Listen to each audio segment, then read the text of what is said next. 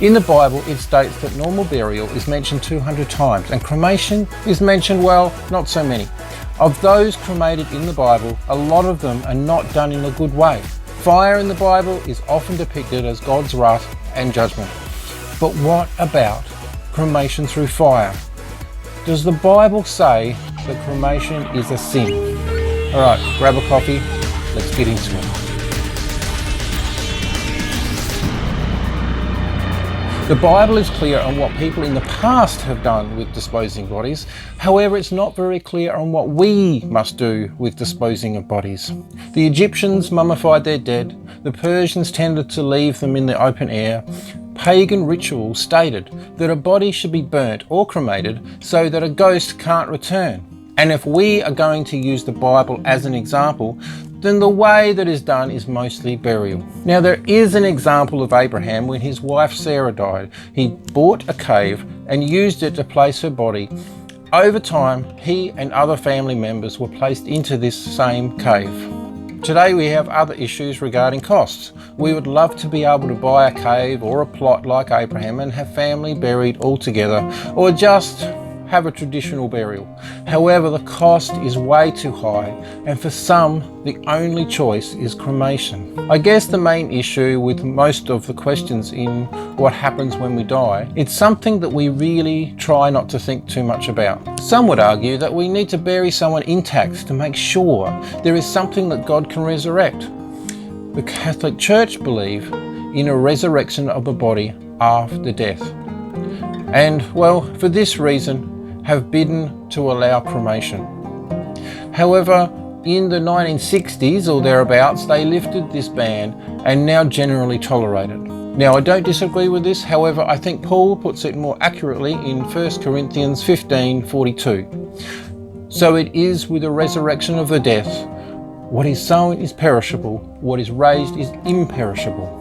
Genesis 3:19 probably says it best. By the sweat of your brow you will eat your food until you return to the ground, since from it you were taken. For dust you are, and to dust you will return. Now, I know this isn't the most positive spin on the subject. However, the statement "we come from dust and go to dust" really says it all. When we die, our bodies, our temples for God's purposes, or even if you're not that way inclined, goes to dust. Even if you have someone buried in the traditional way, then at some point the body will go to dust. The only difference is the speed at which it happens. Will it be dust in a fire straight away, or take 10 years, or even mummified for centuries? The body will still go to dust. The Egyptian pharaohs with their mummified bodies are prolonging the process, but they aren't stopping it. Again, the process of disposing a body is discussed throughout the Bible, but ultimately the Bible states what the process really is. Ecclesiastes 12:7, and the dust returned to the ground it came from, and the spirit returns to God who gave it. In 1 Chronicles 10, King Saul and his sons were killed and desecrated and left on the ground by the Philistines. The story goes that when the inhabitants of Jabesh Gilead heard what the Philistines had done to Saul, all the valiant men arose and went all night and took the body of Saul and his sons, burned the bodies and buried the bones under a special tree in Jabesh.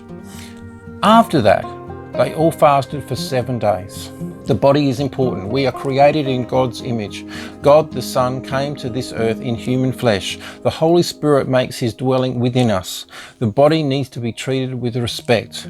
They are not just things to throw away. So throughout the Bible, it is saying that the process is not as important, but it is very important with the respect and love we give that person. Treating someone with the ultimate respect as a child of God whilst alive, and continue to do this in the grave. I would even go as far as saying that the most important thing that we need to do is what we are doing right now whilst living. Ecclesiastes 9:10. Whatever your hand finds to do, do it with all your might. For in the realm of the dead, where you are going, there is neither working, nor planning, nor knowledge, nor wisdom. So, go do something awesome for God. Catch you in the next one.